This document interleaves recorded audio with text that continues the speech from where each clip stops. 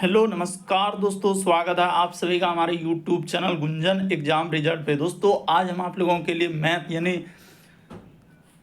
तो देखिए जैसे दिया गया दोस्तों हम लोगों के सामने पहला क्वेश्चन हम लोगों के सामने यहाँ पर करें कि किसी परीक्षा में चरण ने 54 अंक प्राप्त किए हैं जो कुल अंकों का 72% के बराबर था। तो कह रहा परीक्षा में कितने अंकों की थी, यानी परीक्षा जो है दोस्तों कितने अंकों का था। तो वही सवाल आपसे पूछा गया। तो देखिए यहाँ पर कैसे होगा दोस्तों, ये देखिए इस टाइप के क्वेश्चन कभी भी आए तो आपको सबसे बेस्ट तरीका बताते हैं कि यहाँ पर यानी कि कह रहा है कि जो कुल अंकों के कितना प्रतिशत यानी 72% के बराबर है। तो सीधा सा आप यहाँ पर क्या लिख देंगे दोस्तों, ये देखिए यहाँ पर लिख देंगे 72% के बराबर हम लोगों का क्या हो जाएगा दोस्तों 54 हो जाएगा। इस जगह पर क्या हो जाएगा 54 हो जाएगा। बस करा कि 100% का मान निकाल दीजिएगा दोस्तों, तो आपका क्या निकल जाएगा, पूरा मान निकल जाएगा। क्योंकि कोई भी चीज जो होता है कुल कितना होता है 100% होता है। तो देखिए 100% बराबर यहाँ पर क्या हो जाएगा दोस्तों हम लोगों का 54, अब बट्टा में क्या हो जाएगा दोस्तों 72 हो जाएगा। तो 54 अब बट्टा में 72 अब गुना क्या हो जाएगा दोस्तों, यहाँ पर लिख देंगे तो 100 हो जाएगा। इस जगह पर क्या कर देंगे दोस्तों गुना 100 कर देंगे। बस आप इसी को कटा दीजिए दोस्तों, आपका क्या निकल जाएगा, आंसर निकल जाएगा। तो ये देखिए यहाँ पर कटा देते हैं कि 18 क्या हो जाएगा दोस्तों 54 हो जाएगा और 18 चौक क्या हो जाएगा 72 हो जाएगा। तो 4 से जैसे ही कटा देंगे तो ये 100 भी कट जाएगा दोस्तों हम लोगों का। 25 चौके क्या हो जाएगा 100 हो जाएगा। यहाँ पर कटा दीजिए 25 चौके क्या हो जाएगा दोस्तों 100 हो जाएगा। तो हम लोगों का 25 गुना 3 करेंगे तो क्या हो जाएगा दोस्तों 75 हो जाएगा। तो यानी इस प्रश्न का आंसर क्या हो जाएगा दोस्तों, ऑप्शन नंबर आपका ए क्या हो जाएगा, सही हो जाएगा। बेसिक बात को समझ लीजिए दोस्तों कि कैसे इस तरीके के प्रश्न सॉल्व किए कि किसी परीक्षा में देखिए चरण ने 54 अंक प्राप्त किया है। कितना अंक क्या है 54 अंक प्राप्त किया जो कुल अंकों का 72% के बराबर। तो उसने बोल दिया है कि बराबर आपने कैसे लिखा 72% के बराबर कर दिए और 100% का मान निकाल देंगे दोस्तों तो कुल मान निकल जाएगा। तो 100% का मान जैसे निकाल दिए 54/72 और कटा दिए तो इधर 18 54 18 चौक 72, 54 और 72 को यहाँ पर कटा के हमने लिखा है। 4 कैसे आया और 3 तो कटा गया और उसके बाद 4 से हम लोगों का कट गया दोस्तों, ये वाला जो 4 से हम लोगों का कट गया यानी 25 चौके 100, 25 दिया क्या हो जाएगा 75। इस प्रश्न का आंसर हो जाएगा। तो बढ़ते हैं दोस्तों अगले प्रश्न की ओर। देखिए अगला क्वेश्चन हम लोगों के सामने क्या करा और कैसे करेंगे। देखिए नेक्स्ट क्वेश्चन दूसरा। तो देखिए जैसे अब दूसरा क्वेश्चन यहाँ पर देखा जाए दोस्तों, यहाँ पर दिया गया हम लोगों के सामने दूसरा नंबर क्वेश्चन करा कि देखिए इन सभी संख्या का क्या निकालना है दोस्तों, इन सभी नंबर का देखिए इस प्रकार से दिया कर रहा है लॉसो ज्ञात कीजिए। यानी क्या निकालना है हम लोगों को, तो लॉसो ज्ञात करना है। तो लॉसो आप कैसे ज्ञात करेंगे, तो चलिए बताते हैं कि लॉसो निकालने का क्या तरीका है और किस तरीके से हम लोगों के सामने आंसर किया जाएगा। यानी कि हाँ सबसे बेस्ट तरीका आपको बताते हैं दोस्तों कि लॉसो अगर इन सभी नंबरों का निकाला जाता है तो सबसे बड़ा, याद रखिएगा दोस्तों लॉसो का मतलब क्या होता है, यानी एलसीएम का मतलब ही होता है कि सबसे बड़ा। यानी यहाँ पर हमने लिख दिया दोस्तों एलसीएम का मतलब क्या होता है बड़ा। तो देखिए इसमें यहाँ पर जैसे हम लोगों का दो का स्क्वायर है, यहाँ भी हम लोगों के सामने 2 का स्क्वायर है और यहाँ पर 2 है। तो इसका एलसीएम यानी सबसे बड़ा वाला लेंगे तो क्या हो जाएगा दोस्तों 2 का स्क्वायर हो जाएगा। देखते चलिए ध्यान से कैसे करते हैं इस तरीके के प्रश्न। उसी प्रकार से अब लेंगे दोस्तों 3 वाला। तो यहाँ पर देखिए 3 का स्क्वायर है, यहाँ सिर्फ 3 है और यहाँ पर क्या है दोस्तों 3 है। तो सबसे बड़ा वाला लेना है यानी 3 का क्या हो जाएगा स्क्वायर हो जाएगा। ठीक है, उसी प्रकार से अब 5 को लेते हैं। यहाँ पर सिर्फ 5 है, यहाँ पर 5 का स्क्वायर है और यहाँ पर क्या है दोस्तों 5 है। तो यहाँ पर क्या हो जाएगा दोस्तों हम लोगों के सामने 5 का स्क्वायर हो जाएगा। उसके बाद देखिए अब और कौन है, 7 है, उसके बाद 7 है। तो सिर्फ यहाँ पर क्या हो जाएगा दोस्तों 7 हो जाएगा। देखिए एकदम सबसे बेस्ट तरीका आपको बता रहे हैं कि एलसीएम कभी भी इस तरीके के नंबर का निकालना रहे तो सबसे बड़ा वाला पावर लेते हैं और सभी को लेते हैं। यानी कि जैसे 2 हो गया, 3 हो गया, 5 हो गया, 7 तो सबको ले लिया। अब इसको क्या कर दीजिए दोस्तों गुना कर दीजिए। तो 2 का स्क्वायर यहाँ पर क्या हो जाएगा 4 हो जाएगा, 3 का स्क्वायर क्या हो जाएगा 9 हो जाएगा, 5 का स्क्वायर क्या हो जाएगा दोस्तों 25 हो जाएगा और गुना यहाँ पर क्या हो जाएगा 7 हो जाएगा। तो इसको गुना कर देते हैं। देखिए गुना करने का भी सबसे बेस्ट तरीका आपको बता देते हैं। ये देखिए कि पहले आप इसको और इसको गुना कर लीजिए, 25 गुना 4 कर लीजिएगा दोस्तों, क्या हो जाएगा 100 हो जाएगा। और इन दोनों को गुना कर लीजिएगा, 9 सते क्या हो जाएगा दोस्तों 63 हो जाएगा। देखिए गुना करने का भी हमने बिल्कुल बेसिक तरीका, ऐसे गुना कीजिएगा तो समय लगेगा कि सर 25 गुना 4 कर लिए तो यहाँ पर क्या हो जाएगा दोस्तों 100 हो जाएगा, 25 गुना 4 कर देंगे तो 100 हो जाएगा, और 9 सते क्या हो जाएगा दोस्तों 63 हो जाएगा। तो जैसे ही इसको गुना कर दीजिएगा तो आपका टोटल कितना हो जाएगा दोस्तों 6300 हो जाएगा। तो यानी कि इस प्रश्न का आंसर क्या आ जाएगा 6300, ऑप्शन नंबर ए क्या हो जाएगा दोस्तों सही हो जाएगा। बस बेसिक बात को समझ लीजिए दोस्तों कि किस तरीके से गुना किए और किस तरीके से इस तरीके के प्रश्न को सॉल्व करते हैं। उम्मीद करते हैं आप समझ गए होंगे। बढ़ते हैं अगले क्वेश्चन की ओर। देखिए अगला क्वेश्चन दिया दोस्तों हम लोगों के सामने, तीसरा नंबर क्वेश्चन करा है कि निम्नलिखित को हल कीजिए, यानी इसको हल करना है और हल करके बताना है कि इनमें से कौन सा ऑप्शन सही होगा। तो चलिए दोस्तों कर देते हैं हल इसको। ये देखिए सबसे पहले जो सवाल दिया गया है उसको यहाँ पर अगर हम लोग लिख लिया जाए तो सबसे क्या रहेगा बेस्ट रहेगा। यानी कि यहाँ पर है सर 8 और उसके भाग में क्या लिखा है दोस्तों हम लोगों के सामने 8 लिखा है। उसके बाद इस जगह पर गुना कर दिया है और उसने यहाँ पर लिखा है 8 प्लस क्या कर दिया है दोस्तों 8 कर दिया है, और इस जगह पे बट्टा और यहाँ पर हो जाएगा 8 और भागा में लिखा है दोस्तों उसने 8 और गुना क्या कर दिया 8 प्लस क्या है दोस्तों हम लोगों के सामने 8 है। तो यही सवाल दिया गया। ये देखिए यहाँ पर सॉल्व कैसे होगा थोड़ा ध्यान से देखिएगा कि सबसे पहले काम किसका होता है दोस्तों भाग का होता है। तो 8 में जो 8 से भाग दे देंगे दोस्तों तो हम लोगों के सामने क्या हो जाएगा 1 हो जाएगा। यानी कि ऐसे लिख सकते हैं, देखिए 8 में 8 से भागा देंगे तो यहाँ पर क्या हो जाएगा दोस्तों 1 हो जाएगा। अरे 8 से 8 में आप भाग दे रहे हैं तो 8 एक क्या हो जाएगा 8 हो जाएगा, तो कट जा रहा है तो 1 नहीं आएगा तो 1 लिख दिए। वही वजह से तो वहाँ पर क्या लिखे दोस्तों हम लोग 1 लिख दिए। ठीक है सर। उसके बाद देखिए गुना का गुना 8 8 जोड़ देंगे तो क्या हो जाएगा दोस्तों वहां पर 16 हो जाएगा। ठीक है ऊपर वाला स्टेप तो हो गया। उसके बाद देखिए इस जगह पर हम लोगों का यहाँ भी 8 में 8 से भागा देंगे नीचे में तो क्या हो जाएगा 8 में 8 से भागा देंगे तो 1 हो जाएगा। अब गुना क्या हो जाएगा दोस्तों 8 हो जाएगा, अब प्लस क्या हो जाएगा दोस्तों 8 हो जाएगा। देखते चलिए दोस्तों ध्यान से कि किस तरीके से इस तरीके के प्रश्न को सॉल्व करते हैं। घबराना नहीं है, जो तरीका आपको बताएं कि 8 में 8 से भागा दिए इसीलिए यहाँ पर 1 लिखे, नीचे में भी देखिए यहाँ पर भी 8 से 8 में भागा देंगे तो क्या हो जाएगा दोस्तों 1 हो जाएगा। तो इसी वजह से वहां पर हमने 1 लिखा। अब देखिए तो इसको गुना कर देते हैं, यानी इस जगह पर हो जाएगा 1 गुना का गुना इस जगह पर हो जाएगा दोस्तों 16 प्लस यहाँ पर देखिए क्या हो जाएगा 1 गुना 8 करेंगे तो 8 8 क्या हो जाएगा दोस्तों, यानी ये देखिए इन दोनों को गुना कीजिएगा 1 गुना 8 क्या हो जाएगा 8 और 8 में 8 जोड़ देंगे तो क्या हो जाएगा दोस्तों 16 हो जाएगा। तो नीचे क्या हो गया 16 हो गया, यानी सब अब कट जाएगा। यानी E16 से E16 कट गया तो बचा 1, यानी कि इस प्रश्न का आंसर क्या हो जाएगा दोस्तों 1 हो जाएगा। तो देखिए किस ऑप्शन में दिया है दोस्तों, ऑप्शन नंबर आपका बी क्या हो जाएगा इस प्रश्न का आंसर हो जाएगा।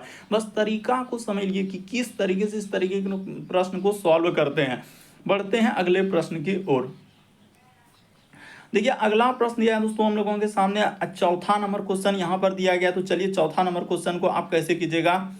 तो यहाँ पर कहा जा रहा है कि 2/3 3/4 4/5 5/6 में सबसे बड़ी और सबसे छोटी भिन्न का अंतर ज्ञात कीजिए।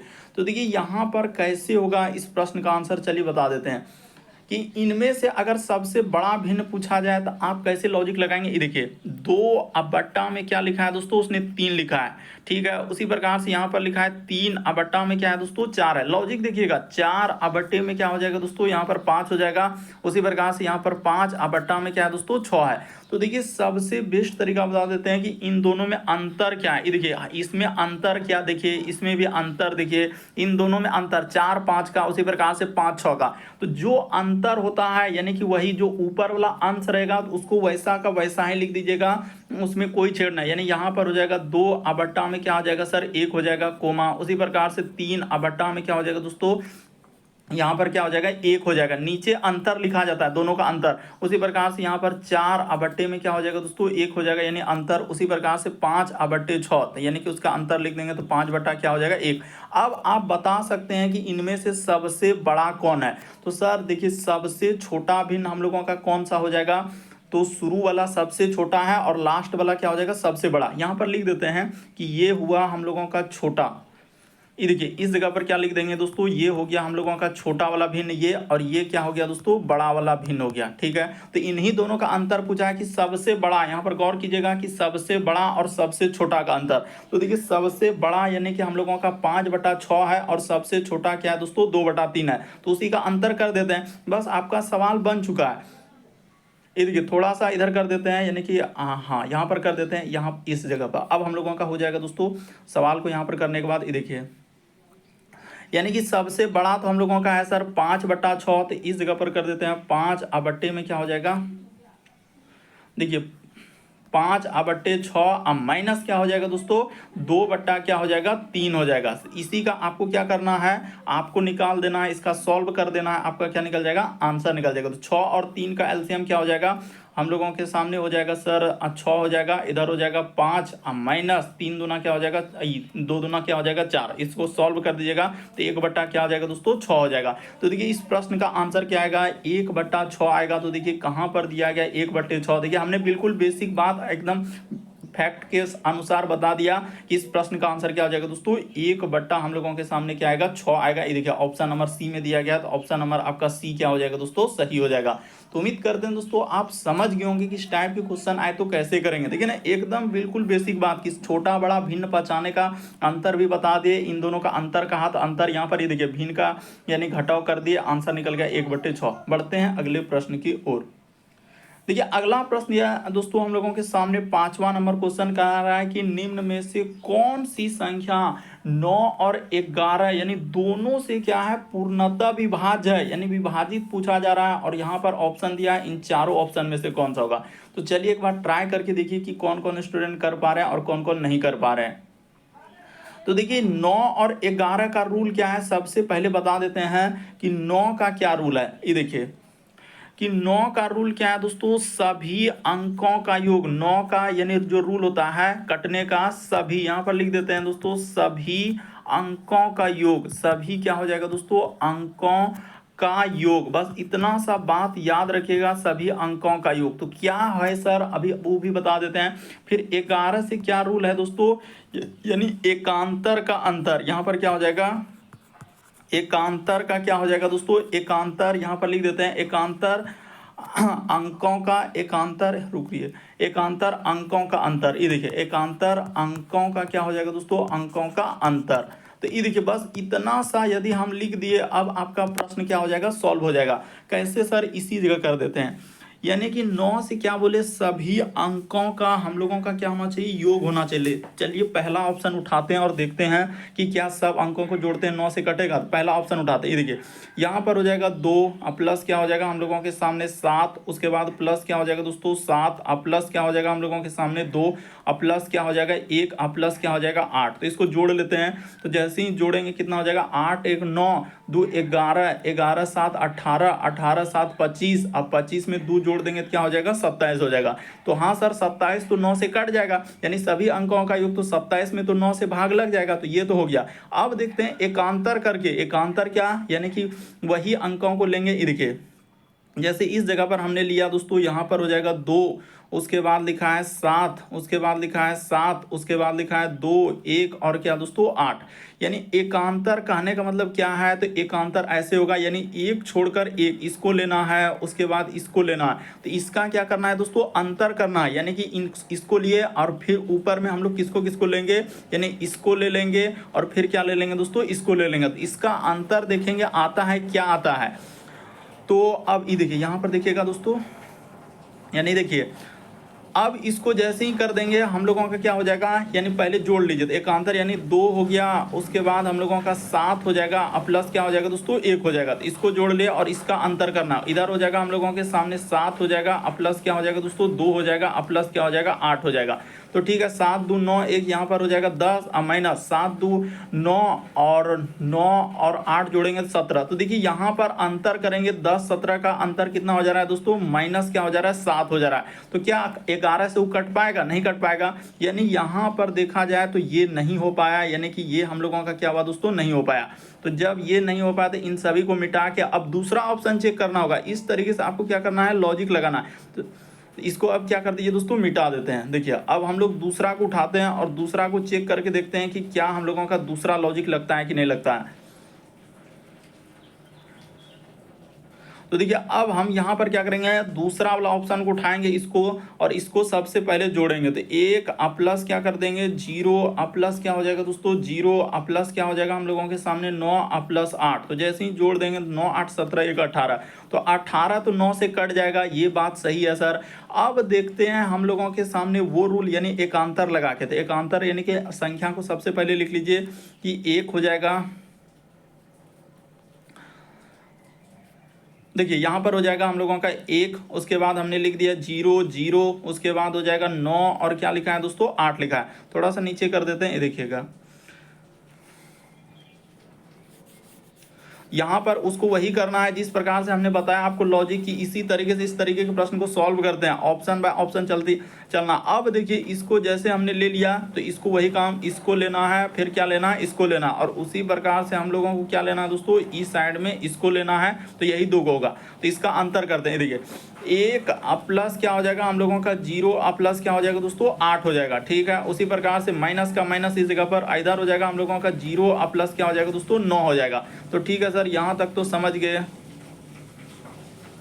तो इसको जैसे ही करेंगे तो देखिए अब हम लोगों का क्या आ जाएगा, यहाँ पर जैसे कर देंगे दोस्तों क्या आ जाएगा, तो देखिए इधर जोड़ेंगे तो 8 क्या आ जाएगा, 9 हो जाएगा। इधर भी हम लोगों का क्या हो जाएगा, 9 हो जाएगा। तो देखिए 0 आ गया तो ये 11 से क्या हो जाएगा दोस्तों, कट जाएगा। 0 आ गया, या हम लोगों का सामने 11 हो जाए, कोमा लिख ले 11 हो जाए, या 11 का गुणज, यहाँ पर सीधा सा लिख देते हैं कि 11 का क्या हो दोस्तों, गुणज हो, तो वो सभी हम लोगों का क्या हो जाएगा, कट जाएगा। 0 और 11 का गुणज मतलब कहने 11 22 33 44 55, इस प्रकार से 11 का कोई भी गुना जाएगा तो क्या हो जाएगा, कट जाएगा। तो यानी कि इस प्रश्न का आंसर कौन सा हो जाएगा, तो ऑप्शन नंबर आपका बी क्या हो जाएगा दोस्तों, सही हो जाएगा। तो उम्मीद करते हैं दोस्तों आप समझ गए होंगे कि इस तरीके के प्रश्न आए तो कैसे करें और क्या करने से आंसर निकल सकता है। तो देखिए जैसे दिया है कि दोस्तों हम लोगों के सामने छठा नंबर क्वेश्चन, तो यहाँ पर कहा जा रहा है, छठा नंबर सवाल में कह रहा है एक वस्तु को, उसने क्या लिखा है दोस्तों, एक वस्तु को 4% और 10% के लाभ पर बेचने पर विक्रय मूल्य में कितना का अंतर कर रहा है, 3 का अंतर है। तो दोनों के विक्रय मूल्य का अनुपात क्या होगा। तो देखिए कैसे कीजिएगा दोस्तों इस तरीके के प्रश्न, देखिए तरीका सबसे शॉर्ट और सबसे सरल आपको बताते हैं। तो देखिए सबसे पहले आपको करना क्या है दोस्तों कि यहाँ पर करें एक वस्तु को और 4% और 10% का क्या है दोस्तों, लाभ पर बेचने पर, उसने कहा है 10% के लाभ पर बेचने पर, और विक्रय मूल्य का अंतर कितना है, 3 का अंतर है। तो देखिए आपको कुछ नहीं करना दोस्तों, एक पहला वस्तु मान लेना है और एक क्या मान लेना है दोस्तों, दूसरा वस्तु मान लेना है, और बीच में अनुपात का चिन्ह लगा देना है। कह रहा है पहले को 4% लाभ पर बेचने पर, तो क्या हो जाएगा दोस्तों, 104 हो जाएगा, और यहाँ पर अनुपात लगा देंगे। और फिर दूसरा को कह रहा है दोस्तों हम लोगों के सामने, वो क्या कर रहा है कि 10% लाभ पर, तो यहाँ पर क्या हो जाएगा दोस्तों, सीधा 110 हो जाएगा। बस इन दोनों को कटा दीजिए दोस्तों, जैसे ही कटा लेंगे तो हम लोगों के सामने कितना हो जाएगा, यानी कटेगा तो ये हो जाएगा सर हम लोगों का 2 से कट जाएगा पूरा का पूरा, तो ये हो जाएगा हम लोगों का 2 पंचे 10, और यहाँ पर हो जाएगा 2 दूना 4, और यहाँ पर अनुपात का चिन्ह, और इधर हो जाएगा 2 पंचे 10, और यहाँ पर हो जाएगा फिर 2 पंचे क्या हो जाएगा 10। अब इन्हीं दोनों का अंतर यहाँ पर देखा जाए दोस्तों, कह रहा है कि इन्हीं दोनों का अंतर जो है कितना दिया है, यानी 52 और 55 का अंतर कितना हो जाएगा दोस्तों, तो अनुपातिक अंतर 3 के बराबर क्या हो जाएगा, कह रहा है कि उन दोनों का विक्रय मूल्य का अंतर 3 दिया है। तो ठीक है सर, यहाँ तक समझ गए। उसके बाद देखिएगा थोड़ा सा खाली ऊपर कर रहे हैं दोस्तों, बस इतना सा, इतने सा में हो जाएगा, सिमट जाएगा सवाल, ज़्यादा कुछ इसमें करने की आवश्यकता ही नहीं है। तो यहाँ पर जैसे कटा लेंगे तो ये देखिए 3 से 3 कट जाएगा, तो अनुपात 1 का मान क्या हो जाएगा दोस्तों, 1 हो जाएगा। अरे ये 3 से 3 कट जाएगा तो अनुपात 1 का मान 1 हो गया, 1 हो गया तो खुद वही हो गया, यानी यही अनुपात निकल गया। तो 52 और 55 क्या हो जाएगा दोस्तों, इस प्रश्न का आंसर हो जाएगा सीधा सा। यानी इस प्रश्न का आंसर कहा जाए कि क्या होगा सर, तो 52 और 55 ही आ जाएगा। यानी कि यहाँ पर जो ऑप्शन नंबर ए दिया गया यही वाला क्या हो जाएगा दोस्तों, सही हो जाएगा।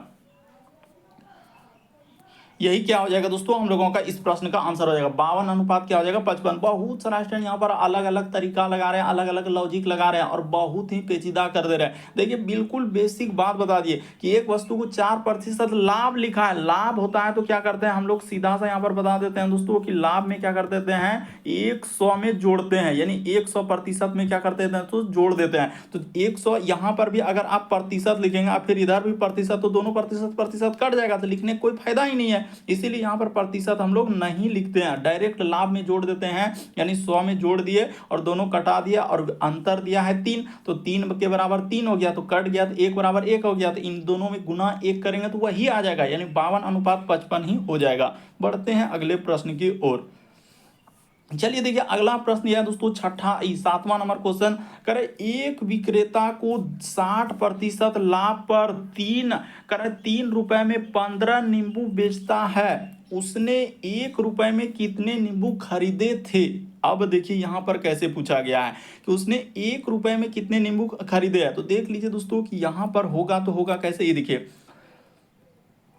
सबसे पहले हम लोग निकाल लेते हैं एक नींबू का क्या दोस्तों विक्रय मूल्य। ये देखिए इस जगह पर लिख देते हैं कि एक, और यहां पर क्या हो जाएगा दोस्तों नींबू हो जाएगा, तो एक नींबू का हम लोगों का क्या निकल जाएगा, एक नींबू का क्या निकल जाएगा दोस्तों विक्रय मूल्य। तो इस जगह पर हमने लिख दिया एक नींबू का क्या दोस्तों विक्रय मूल्य।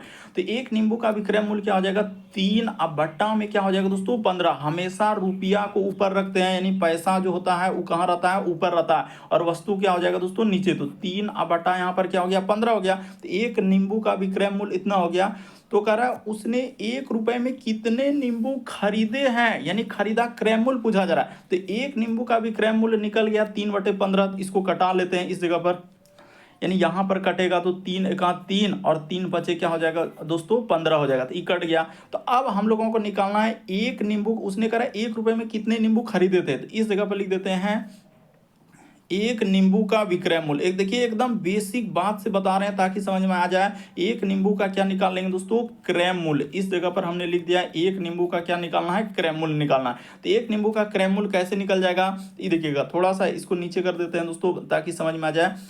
यानी कि उसने कहा कि 60% लाभ पर, वहां पर देखिए कह रहा है 60% लाभ पर, तो इसको क्या कर देंगे, ये देखिए तो यहां पर हम लोगों का जो हो जाएगा इस जगह पर क्या हो जाएगा कि 1/5 रहेगा, 1/5 रहेगा और 60% लाभ कहाँ है ना, तो ऐसे हो जाएगा 100 अब बट्टा में क्या हो जाएगा दोस्तों 160 हो जाएगा। जो लाभ रहेगा देखिए कभी भी विक्रय मूल्य से क्रय मूल्य पे जाते हैं। यहां पर बता देते हैं दोस्तों कि अगर हम लोगों के सामने विक्रय मूल्य दिया हुआ है, विक्रय मूल्य से अगर आप आ रहे हैं किस पे दोस्तों, विक्रय मूल्य से हम लोग जा रहे हैं किस पे, क्रय मूल्य पे आ रहे हैं, यानी खरीदा गया मूल्य पे, तो प्रतिशत वैल्यू क्या कर देते हैं उल्टा कर देते हैं। हमेशा याद रखिएगा दोस्तों कि विक्रय मूल्य से यदि क्रय मूल्य पर आते हैं, यानी अगर विक्रय मूल्य दिया और हमको निकालना है क्रय मूल्य और प्रतिशत लाभ या हानि रहे तो क्या होता है वो उल्टा हो जाता है, यानी 100 बट्टा में 160 जैसे लाभ हुआ रहा है तो नीचे लिखा रहा है, यानी 160 नीचे लिखा रहा है। बस इसको कटा दीजिए दोस्तों आपका आंसर निकल गया। ज्यादा कहने की कोई बात नहीं है, यहां पर कट जाएगा तो ये देखिए ये कट जाएगा, 1 0 से 1 0 कट जाएगा। यहाँ पर ये देखिए 5 दूना क्या हो जाएगा दोस्तों 10 हो जाएगा, तो ये कट गया और 2 अठे क्या हो जाएगा 16, तो इसको कटा लेंगे तो यहाँ पर हो जाएगा ये देखिएगा 2 एका 2 और 2 अठे क्या हो जाएगा दोस्तों 16 हो जाएगा, तो कट गया हम लोगों का पूरा कट गया। तो यानी कि वही कह रहा था 1 रुपए में कितने नींबू खरीदेंगे, तो यहाँ पर सीधा हो जाएगा कि 1 रुपए में जो है 1 रुपए में कितना नींबू खरीदा है दोस्तों 8, यानी खरीदा है। इस प्रश्न का आंसर क्या हो जाएगा दोस्तों 8 हो जाएगा। देखिए हमने बिल्कुल बेसिक बात बता दिया, इस प्रश्न का आंसर क्या हो जाएगा दोस्तों 8 हो जाएगा। ऑप्शन नंबर बी में दिया गया क्या हो जाएगा सही हो जाएगा। कैसे हुआ, एक नींबू का विक्रय मूल्य निकाल लिए तो रुपया हमेशा ऊपर वस्तु नीचे, तो 3 बटे क्या हो जाएगा 15, इसको घटा दिए 1/5। तो एक नींबू का क्रय मूल्य निकालना है, क्रय मूल्य निकालना है तो 60% वो करा लाभ है, तो लाभ है तो क्या हो जाएगा प्रतिशत वैल्यू उल्टा हो जाएगा नीचे लिखा जाएगा। तो वही काम किए, देखिए इसको कर दिए यहाँ पर, यानी कि हम लोगों का 100 बट्टे में 60 कटा दिए तो यहाँ पर 1 रुपए में निकल गया 1 अब बट्टा 8 आया ना, अरे 1/8 आया तो अभी क्या बोले रुपया ऊपर होता है, तो 1 रुपया में 8 हम लोगों का यानी नींबू खरीद रहा है। बढ़ते हैं अगले प्रश्न, देख रहे हैं स्टेज 2 में पूछा गया, यानी मेंस का सवाल है दोस्तों, इसीलिए आपको घबराने कोई आवश्यकता नहीं, हर टाइप के क्वेश्चन हम करवाते जा रहे हैं। अगला प्रश्न देखा जाए दोस्तों 8वां नंबर क्वेश्चन दिया गया है, तो चलिए हाँ, बड़ा इंपॉर्टेंट क्वेश्चन है दोस्तों, जो कई बार पूछा जा चुका है। करे एक त्रिभुज जिसकी भुजा की लंबाई 7 सेंटीमीटर और 24 सेंटीमीटर और 25 सेंटीमीटर है, अंतःवृत्त की त्रिज्या क्या होगा। तो क्या पूछा जा रहा है आपसे कि त्रिज्या क्या होगा। और यहाँ पर हम लोगों के सामने चार क्या दिया है दोस्तों, ऑप्शन दिया गया है। तो चार ऑप्शन दिया गया, तो कैसे कीजिएगा, ये देखिए लॉजिक लगाते हैं आप यहाँ पे। यानी सबसे पहले आप क्या करेंगे दोस्तों, इस जगह पर हम लोग यानी एक त्रिभुज की भुजा, तो त्रिभुज यहाँ पर देखिए 7 है, 24 है, 25 है, तो ये त्रिभुज कौन सा हो जाएगा। तो सर ये जो त्रिभुज बनेगा हम लोगों के सामने इस प्रकार से बनेगा, यहाँ पर बना देते हैं। यानी एक क्या बनेगा, समकोण त्रिभुज बनेगा। इस प्रकार से क्या हो जाएगा दोस्तों, एक समकोण त्रिभुज बनेगा।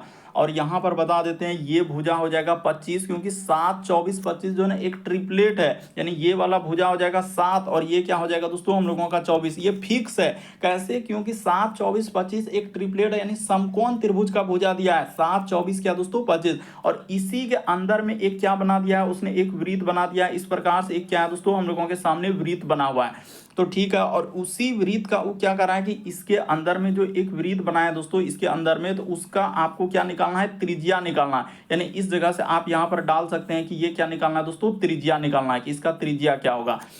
तो यही सवाल दिया गया। तो चलिए सबसे पहले आप समझ गए, इतना दूर तो समझ गए, उसने क्या क्या कहा कि अंतःवृत्त की त्रिज्या क्या होगी। तो ठीक है, अंतःवृत्त की क्वेश्चन आप समझ गए।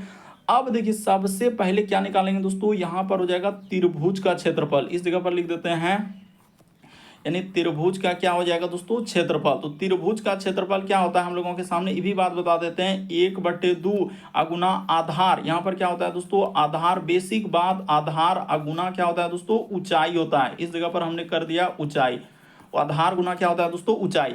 अब देखिए तो यहाँ पर आधार गुना ऊंचाई लिख दिए सर, तो चलिए देख देते हैं। 1/2 आधार क्या दिया है, आधार हम लोगों के सामने है 24, आधार नीचे वाला रहता है, और ऊंचाई क्या हो जाएगा दोस्तों 7 हो जाएगा। तो ठीक है, तो जब इसको कटा दीजिएगा तो 2 से ई कट जाएगा, ई क्या हो जाएगा दोस्तों हम लोगों का 12 ई, 2 से कट जाएगा तो हम लोगों का क्या हो जाएगा, ई 12 आ जाएगा, 12 दूना 24 होता है। ठीक है, तो हम लोगों का ये क्या हो जाएगा दोस्तों, यानी त्रिभुज का क्षेत्रफल कितना निकल गया, बरसते क्या हो जाएगा 84 निकल गया। क्या निकल गया, देखिए त्रिभुज का क्षेत्रफल निकाल लिए, बरसते क्या हो गया 84 हो गया। 84 थोड़ा अच्छा से लिख देते हैं, इस जगह पर लिख दे बरसते 84।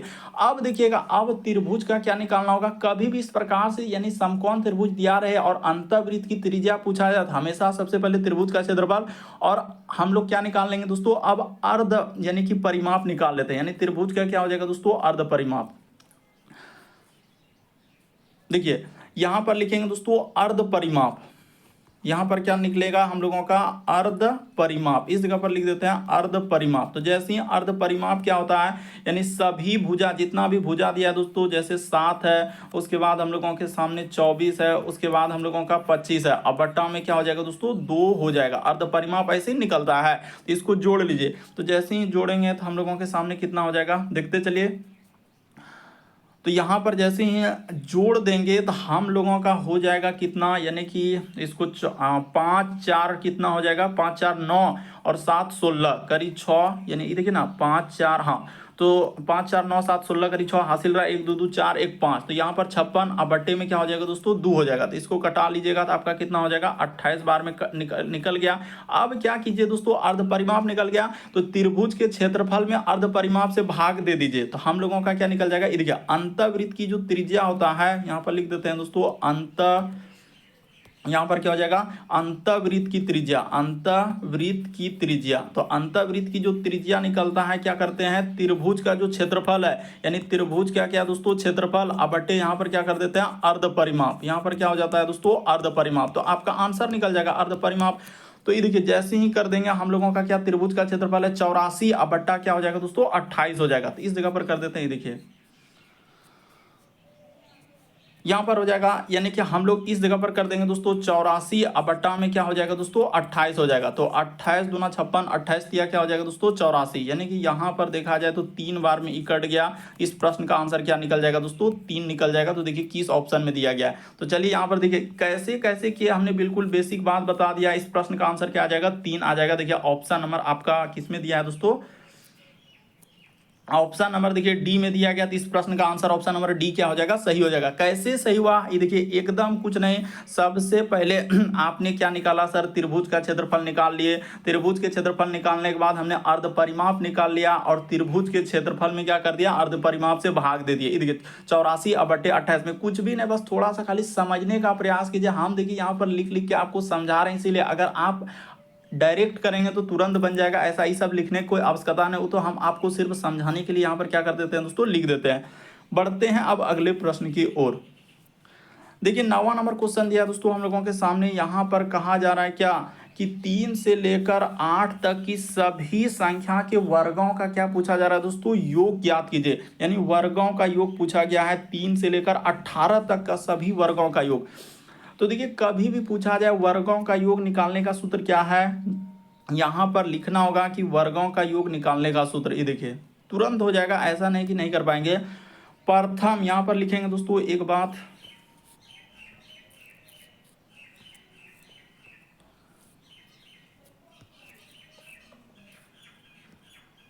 तो देखिए यहाँ पर आप क्या करेंगे दोस्तों, यानी वर्गों, प्रथम यहाँ पर लिख देते हैं, यानी कि प्रथम संख्या के वर्गों का योग। यहाँ पर क्या लिखेंगे दोस्तों, प्रथम संख्या के वर्गों का योग निकालने का सूत्र। ये देखिए योग कभी भी इस प्रकार से पूछा जाए कि प्रथम, तो यहाँ पर तो 3 से 18 तक दिया ना, तो इसका कोई फॉर्मूला ना था, लेकिन प्रथम संख्या के वर्गों का योग निकालने का सूत्र क्या होता है दोस्तों, तो ये सूत्र होता है, हमेशा याद रखिएगा कि सूत्र जो होता है हम लोगों का n इंटू एन प्लस क्या होता है 1 होता है, और ब्रैकेट में यहाँ पर कर देंगे दोस्तों 2n अब प्लस क्या होता है 1, अब बट्टे में क्या हो जाएगा दोस्तों हम लोगों का 6 हो जाएगा। बस यही सूत्र होता है, यानी प्रथम संख्या के वर्गों का योग निकालने का, यानी प्रथम से यानी 1 से लेकर 18 तक निकालेंगे, तो उसमें क्या कर देंगे दोस्तों, माइनस कर देंगे हम लोग 2 तक, यानी 3 से पूछा गया तो हम लोग 2 तक क्या कर देंगे, उसमें माइनस कर देंगे, बस आपका आंसर निकल जाएगा। अरे बेसिक बात, प्रथम संख्या के वर्गों का योग निकालने का सूत्र यही है, यानी प्रथम संख्या से, यानी प्रथम संख्या से। तो अब यहां पर इसको सॉल्व कर देते हैं, यानी ये देखिए यहां से बता देते हैं कि 3 से हम लोगों का यानी जाएगा दोस्तों हम लोगों का 18 तक, ठीक है। इसमें आपको क्या कर देना है दोस्तों, माइनस करना होगा कहां तक, तो हम लोगों को माइनस कर देना होगा, यानी 1 से लेकर क्या हो जाएगा दोस्तों 2 तक को क्या कर देना होगा माइनस, तब जाके हम लोगों का टोटल संख्या निकल जाएगा। तो ठीक है, क्योंकि हम लोग 1 से निकालेंगे और उसमें 2 तक माइनस कर देंगे, तो 3 से हम लोगों का बच जाएगा। तो देखिए यहाँ पर कर देते हैं दोस्तों, इसको हटा देते हैं, ये सब यहाँ पर नहीं लिखना है, बस यहाँ तक जैसे हमने कर दिया, ये पर यहाँ पर 6 कर दिया। अब देखिएगा इसको बैठा देते हैं, यानी n का मान क्या हो जाएगा दोस्तों 18 हो जाएगा। तो क्योंकि आखिरी का जो मान होता है 3 से लेकर 18 तक, तो वही हो जाएगा n का मान। इस जगह पर हम लोग लिख देते हैं n का मान क्या हो जाएगा यहाँ पर 18, यहाँ पर लिख दिया 18, और इधर हो जाएगा यहाँ पर 18 एक क्या हो जाएगा दोस्तों 19 हो जाएगा। इस जगह पर हम लोगों का 19 हो जाएगा, और यहाँ पर गुना का गुना कुछ नहीं, इस जगह पर भी हो जाएगा हम लोगों का, यानी 18 दूना 36 एक 37 हो जाएगा। यहाँ पर क्या हो जाएगा दोस्तों 37 हो जाएगा, और बट्टे में क्या हो जाएगा दोस्तों 6 हो जाएगा। और उसके बाद देखिए यहाँ पर इस जगह पर माइनस करना होगा, यानी कि वही, क्योंकि अब 2 तक क्या कर देना होगा हम लोगों को माइनस करना होगा। तो n का मान 2 होगा, एक बार n का मान 2 होगा, फिर इधर हो जाएगा 2 एक क्या हो जाएगा दोस्तों ब्रैकेट में हम लोगों का 3 हो जाएगा। उसके बाद एक बार हो जाएगा 2 दूना 4 एक क्या हो जाएगा दोस्तों 5 हो जाएगा। तो इस जगह पर एक बार क्या हो जाएगा 5 हो जाएगा, और बट्टे में क्या हो जाएगा दोस्तों 6 हो जाएगा। बस इसी को सॉल्व कर दीजिए, आपका आंसर निकल जाएगा, ज़्यादा इसमें कुछ करने की आवश्यकता नहीं है। देखिए आप कैसे कर रहे हैं सर, यहाँ पर हम लोगों का आया तो फॉर्मूला से आया, बस फॉर्मूला को आप समझिए, आपका आंसर निकल जाएगा। यहाँ पर लिख देते हैं 18 गुना हो जाएगा हम लोगों का 19, गुना क्या हो जाएगा दोस्तों 37 हो जाएगा। अरे n के जगह यहाँ पर 18 बैठाए हैं, तो 18 दूना 36 एक 37 नहीं हुआ, n के जगह 18 बैठाए तो 18 एक 19 नहीं हुआ, तो वही काम तो कर रहे हैं। तो फिर आप समझ काहे नहीं पा रहे इस तरीके से।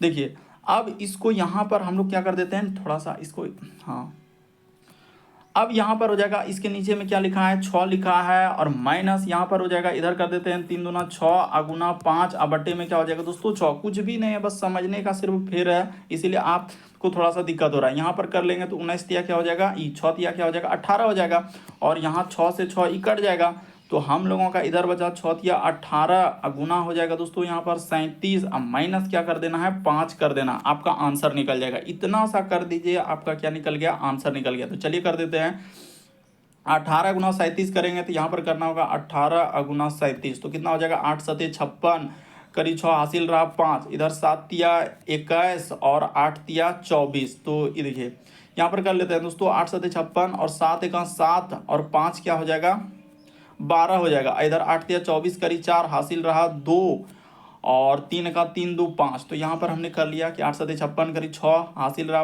7 का 7 5 12 8 तिया 24 करी 4 हासिल 3 2 और 5। तो इधर हो जाएगा 6 और हम लोगों का 4 2 यहाँ पर 6 5 1 क्या हो जाएगा दोस्तों 6 आ जा रहा है।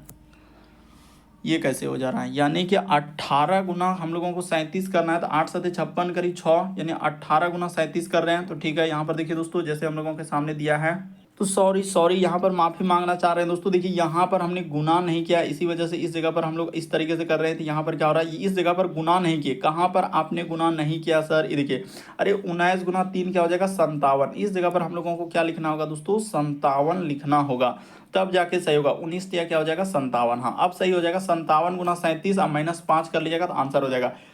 तो देखिए 37 गुना कुछ कोई 37 गुना क्या हो जाएगा 57 हो जाएगा। तो 7 7 49 करीब 9 हासिल रहा हम लोगों के सामने 4, तो 7 या 21 और 4 जोड़ देंगे तो क्या हो जाएगा 25 हो जाएगा। और 7 5 35 करीब 5 हासिल रहा 3, 5 या 15 3 क्या हो जाएगा 18 हो जाएगा।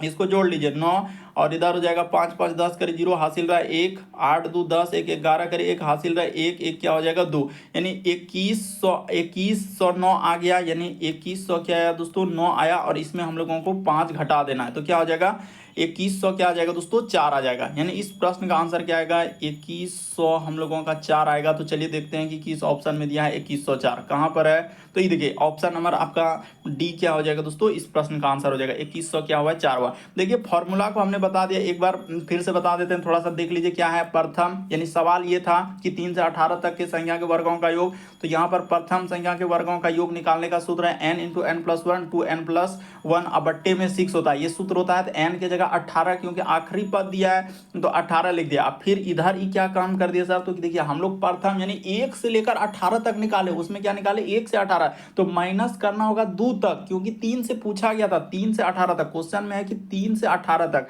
इसीलिए यहाँ पर माइनस कर दिए। उसके बाद इसको गुना कर दिए दोस्तों, कटा दिया, आपका आंसर निकल गया। बढ़ते हैं अगले प्रश्न की ओर। तो देखिए अगला प्रश्न यह है दोस्तों 10वां नंबर क्वेश्चन हम लोगों के सामने। तो 10वां नंबर क्वेश्चन चलिए बता देते हैं। कह रहा है यहाँ पर हम लोगों के सामने कि 2 रेलगाड़ियां समान चाल से यानी कि विपरीत दिशा में, यहाँ पर क्या कर रहा है दोस्तों कि 2 रेलगाड़ियां समान चाल से विपरीत दिशा में चल रही, प्रत्येक रेलगाड़ी की लंबाई 120 मीटर है और वह एक दूसरे को 12 सेकंड में पार करती है। तो प्रत्येक रेलगाड़ी की चाल क्या है, तो प्रत्येक रेलगाड़ी की चाल पूछा गया है। तो यहाँ पर आप क्या करेंगे दोस्तों, सीधा सा देखिए जो हम लोगों का सवाल दिया गया उसको करने का क्या तरीका और किस तरीके से होगा, लॉजिक देखिएगा। यहाँ पर हम लोग क्या करेंगे, 2 रेलगाड़ी है यानी एक रेलगाड़ी देखिए इस साइड से चल रहा है और एक रेलगाड़ी यहाँ से इस प्रकार से जा रहा है। 2 रेलगाड़ी है और दोनों 120 मीटर है, यानी ये भी 120 मीटर है, ये भी क्या है दोस्तों 120 मीटर है और समान दिशा में जा रहा है। समान अब 12 सेकंड में एक दूसरे को पार किया है, तो 12 सेकंड में पार किया है, तो रेलगाड़ी की चाल क्या है, तो हमसे क्या पूछा है दोस्तों चाल। तो चाल बराबर सूत्र क्या होता है, तो सर चाल बराबर जो सूत्र होता है हम लोगों के सामने दूरी अब बट्टा में क्या हो जाएगा दोस्तों समय हो जाएगा। चाल बराबर सूत्र क्या होता है, दूरी बट्टा क्या होता है दोस्तों समय होता है। तो ठीक है सर यही तो सूत्र लगाएंगे। तो दूरी क्या हो जाएगा, टोटल दूरी 120 क्या हो जाएगा, तो 200 क्या हो जाएगा सर 40 हो जाएगा। तो 40, उसके बाद समय कितना लिया है, तो समय बोला है 12 सेकंड लिया है, तो यहाँ पर 12 कर दिए। अब इसी को क्या करना होगा, यानी कि सॉल्व कर देना होगा। तो रुक जाइए, यहाँ पर अगर इस जगह पर लिखेंगे ना तो फिर आपको क्या हो जाएगा दोस्तों दिक्कत होगा। यहाँ पर इसको हटा के हम इस जगह पर कर देते हैं, एकदम उचित ढंग से हो जाएगा। देखिए इस जगह पर कर देते हैं, हाँ यानी यहाँ पर हो जाएगा सर हम लोगों का 120 यानी 200 क्या हो जाएगा दोस्तों 40। अरे दूरी टोटल दूरी 120 यानी 2 रेलगाड़ी है, तो यानी कि दोनों तो 120 240 हो गया और समय कितना हुआ 12 हो गया। अब इसको क्या करना है मीटर प्रति सेकंड, यहाँ पर सब ऑप्शन देखिए किलोमीटर प्रति घंटा में और यह है मीटर प्रति सेकंड, तो इसको किलोमीटर प्रति घंटा में चेंज करने के लिए क्या करना होगा दोस्तों, तो मीटर प्रति सेकंड को किलोमीटर में चेंज करने के लिए क्या करना होता है 18/5 से गुना करना होता है, क्योंकि यहाँ पर मीटर प्रति सेकंड है और इसको किलोमीटर प्रति घंटा में चेंज करना है। तो बस कटा दीजिए आपका आंसर निकल जाएगा, लेकिन 2 से भी भाग करना होगा क्योंकि प्रत्येक रेलगाड़ी की चाल पूछा उसने।